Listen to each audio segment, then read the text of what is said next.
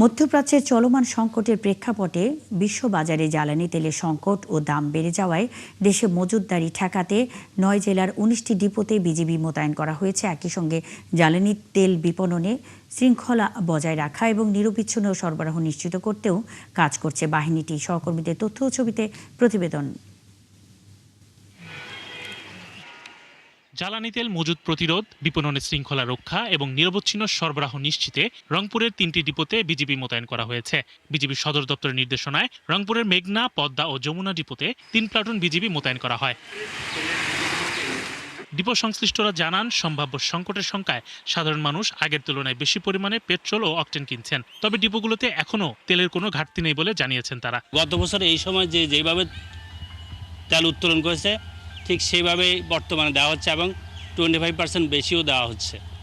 তবে এখন যে প্যানিক বাইংয়ের কারণে পুরা বাংলাদেশে একটা অবস্থা সৃষ্টি হয়েছে যে সবাই তেল পাবে না মনে করে বেশি বেশি নেওয়ার চেষ্টা করতেছে বা কেউ সংরক্ষণ করার চেষ্টা করতেছে। এইসব কারণেই তেলটা রেশনিং করে বা যেভাবে তুলছে আগে সেইভাবেই দেওয়া হচ্ছে। সিলেটের যমুনা অয়েল কোম্পানি লিমিটেডের ডিপোতে ১ প্লাটুন এবং পদ্মা অয়েল পিএলসি ডিপোতে ১ প্লাটুন বিজিবি মোতায়েন করা হয়েছে। বিজিবি জানায়, ডিপো এলাকায় নিয়মিত টহল ও নজরদারির মাধ্যমে আইন শৃঙ্খলা পরিস্থিতি স্বাভাবিক রাখা হচ্ছে। মৌলভীবাজারের শ্রীমঙ্গলে পদ্মা, মেঘনা ও যমুনা তেল ডিপোতে ৬ জন করে বিজিবি সদস্য সার্বক্ষণিক নিরাপত্তার দায়িত্বে আছেন। এদিকে তেলের ডিপো ও পাম্পে অনাকাঙ্ক্ষিত ঘটনা এড়াতে শ্রীমঙ্গল উপজেলা নির্বাহী কর্মকর্তার সভাপতিত্বে বৈঠক অনুষ্ঠিত হয়েছে। জামালপুরে দীর্ঘ সময় অপেক্ষা করেও তেল না পেয়ে জামালপুর টাঙ্গাইল মহাসড়ক অবরোধ করে বিক্ষোভ করেছেন মোটরসাইকেল চালকরা। পরে জেলা প্রশাসক এসে দোকান মালিককে জরিমানা করে মজুত থাকা তেল বিক্রি করে। শরীফ আজাদ প্রীতম, ৭১। রংপুরের মেঘনা, পদ্মা ও যমুনা ডিপোতে ৩ প্লাটুন বিজিবি মোতায়েন করা হয়েছে। সেখানকার আরও খবর জানাতে আমাদের সাথে যুক্ত হচ্ছেন সহকর্মী বাইজিদ আহমেদ।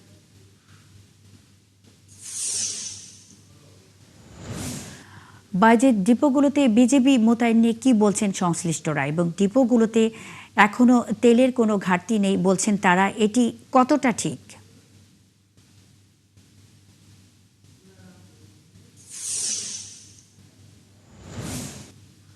মনি, আসলে মজুতদারি ঠেকাতে কিন্তু বিজিবি মোতায়েন করা হয়েছে। ইতিমধ্যে রংপুরের যে 3টি ডিপো রয়েছে সেই 3টি ডিপো পদ্মা, মেঘনা, যমুনা 3টি ডিপোতেই 3 প্লাটুন বিজিবি মোতায়েন করা হয়েছে এবং 1 প্লাটুনে 20 জনের মতো বিজিবি সদস্য রয়েছে। তারা সার্বক্ষণিকভাবে পালা করে কিন্তু সেখানে তারা আইন শৃঙ্খলা বাহিনীর সদস্য সহ তারা কিন্তু সেখানে রয়েছেন।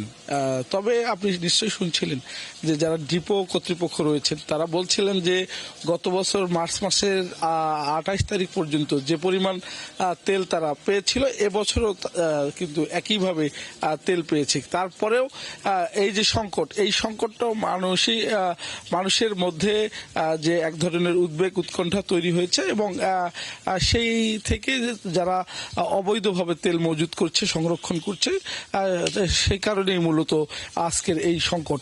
এবং তারা বলছেন যে এই সংকট থেকে বেরিয়ে আসতে হলে সাধারণ যে মানুষ রয়েছেন তাদের মন মানসিকতা পরিবর্তন জরুরি, কারণ তারা নিজেরা নিজেদের মতো করে যে তেল সংরক্ষণ করছেন সে কারণেই মূলত এই তেলের সংকটটা তৈরি হয়েছে। মুন্নি, এবং আমি এখন যে পাম্পে আছি সেই পাম্পে কিন্তু গতকালকে 3000 লিটার তেল দিয়েছিল, সেই তেল কিন্তু 2 ঘন্টার মধ্যে শেষ। অথচ এর আগেও তারা 3000 লিটার তেল দিয়ে তারা 2 দিন 3 দিন তারা কিন্তু ব্যবসা পরিচালনা করেছে। এইরকম রংপুরের কিন্তু 27টি পাম্প রয়েছে। এই 27টি পাম্পে পালাক্রমে 2 দিন 1 দিন ঘুরে ঘুরে যেভাবে তেল দিচ্ছে সেখানে কিন্তু এই যে তেল তারা পাচ্ছে সেই তেল কিন্তু নিমিশেই শেষ হয়ে যাচ্ছে। এবং কারা এই তেলগুলো কিনছে, এত চাহিদা হলো কি করে, আর সেটি কিন্তু প্রতিরোধের ব্যবস্থা নিয়েছে আইন শৃঙ্খলা বাহিনী। জ্বালানি তেল মজুত প্রতিরোধ এবং বিপণনের শৃঙ্খলা রক্ষার্থে শুধু ডিপোতে নয় এবং প্রতিটি পেট্রোল পাম্পে একজন করে অফিসারকে ট্যাগ অফিসার হিসাবে দেয়া হয়েছে এবং তারা এটি নজরদারি করবেন এবং বলছেন এবং সংশ্লিষ্টরা বলছেন যে এই পেট্রোল অকটেনের সংকট না হলে হয়তো ডিজেলের সংকট দেখা দিবে কিছুদিনের মধ্যে। তো সে কারণে সরকারিভাবে একটি নির্ধারণ যদি করা হয় এবং দাম বৃদ্ধি বা কমানো হয় তাহলেই কিন্তু মূলত এই সংকট দূরে আসতে পারে। তাহলে যারা মজুত করছে তারা মনে করবে যে তেলের দাম হয়তো বাড়বে না, তখন এই সংকটটা কাটিয়ে উঠবে বলে সংশ্লিষ্টরা বলছেন। তো এই ছিল রংপুরের বিশৃঙ্খলা ঠেকাতে নিশ্চয়ই এই উদ্যোগটি অত্যন্ত ভালো উদ্যোগ। রংপুরের মেঘনা, পদ্মা ও যমুনা ডিপোতে 3 প্লাটুন বিজিবি মোতায়েন করা হয়েছে। সেখানকার সবশেষ খবরাখবর নিয়ে আমাদের সাথে যুক্ত ছিলেন সহকর্মী বাইজিদ আহমেদ।